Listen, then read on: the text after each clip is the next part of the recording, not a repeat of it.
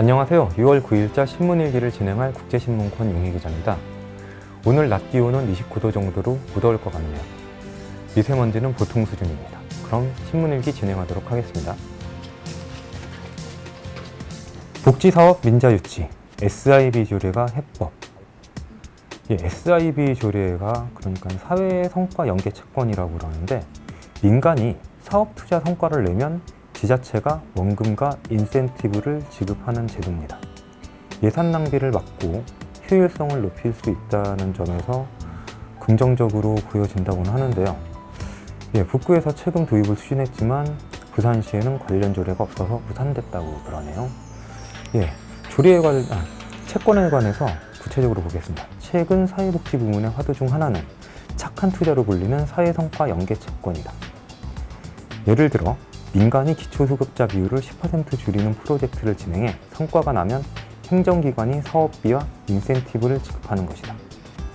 민간의 창의성을 활용해 공공사업의 성과를 극대화하면서 자치단체의 예산 부족도 해결할 수 있는 모델로 꼽힌다 라고 하네요. 서울과 경기도에서 수년 전 시행하고 있다고 그러는데, 사실 저는 이 채권에 대해서 좀 의문점이 듭니다.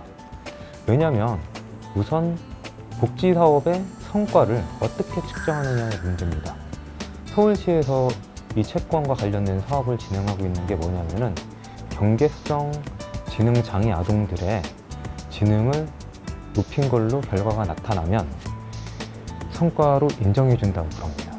그렇지만 IQ 테스트라는 게요, 그때그때 달라지고요, 정확하지도 않습니다. 흔히 주변에만 보셔도 IQ가 그렇게 높지 않은데도 명석한 분들을 자주 볼 수 있죠.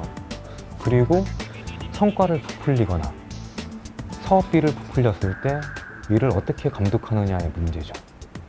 만약에 이게 부정이 드러났을 때는 다시 감사가 들어가야 되는데, 이게 과연 예산 낭비를 막을 수 있다, 효율적이다라고 할 수 있는지 의문입니다. 그럼 다음 기사 한번 보겠습니다.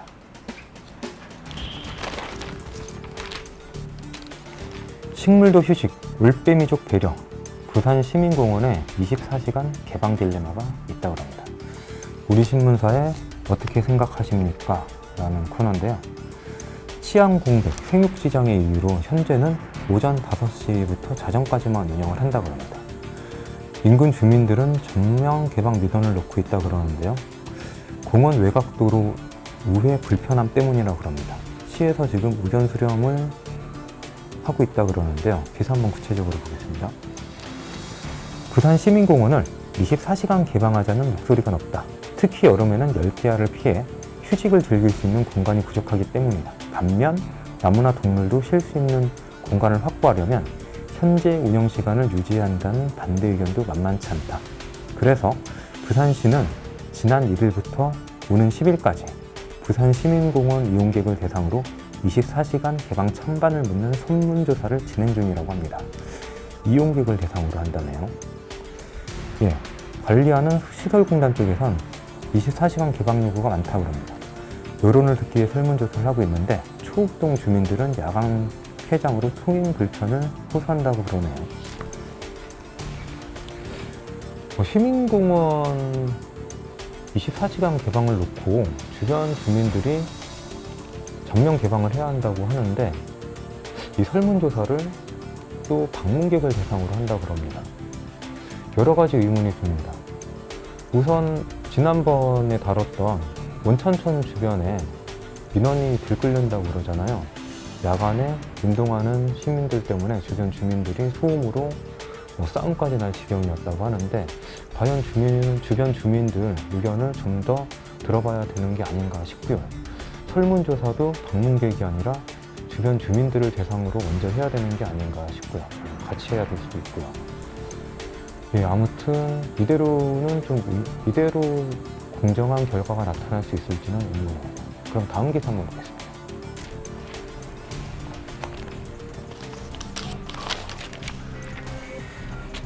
부산 집값 17년 새 3배 올라, 전세가도 동방급등이라고 합니다. 3.3제곱미터당 아파트 평균 매매가, 그러니까 평당이죠. 302만 원에서 965만 원으로 올랐다고 합니다. 그렇지만 평균 소득은 같은 기간 2배밖에 안 올랐죠. 당연히 내 집 마련 부담은 갈수록 가중될 수밖에 없습니다. 그림 한번 볼게요. 부산 지역 아파트 평균 매매 전세가를 보면은, 매매와 전세가를 보면은 2000년에는 302만 원이었습니다. 그런데 2017년에는 965만 원이었고요. 전세가는 195만 원이었는데 지금은 665만 원, 666만 원으로 이게 참 많이 뛰었네요. 사실 전문가들 말로는 아파트 가격은 뛸 수밖에 없다고 합니다. 일단 아파트를 올리는 땅 가격이 계속 오르고요. 아파트를 지을 때 들어가는 시멘트 그리고 인테리어 들어가는 각종 자재들이 계속 오를 수밖에 없고요. 또 여기에 각종 거품도 끼겠죠. 그렇기 때문에 계속 오를 수밖에 없는데 이제 거의 경제를 좀먹는 수준까지 올라갔다고 합니다. 그래서 이번 문재인 정부 같은 경우는 아파트 부동산 가격을 잡으려고 한다고 하네요. 왜냐하면 아파트 사느라 모든 소비를 제한할 수밖에 없으니 내수가 위축될 수밖에 없죠. 의지는 이해가 되고 응원은 합니다만 이게 과연 잘 될 수 있을지 좀 걱정스럽고요. 잘 되길 바랍니다. 그럼 지금까지 국제신문 권용희 기자였습니다. 고맙습니다.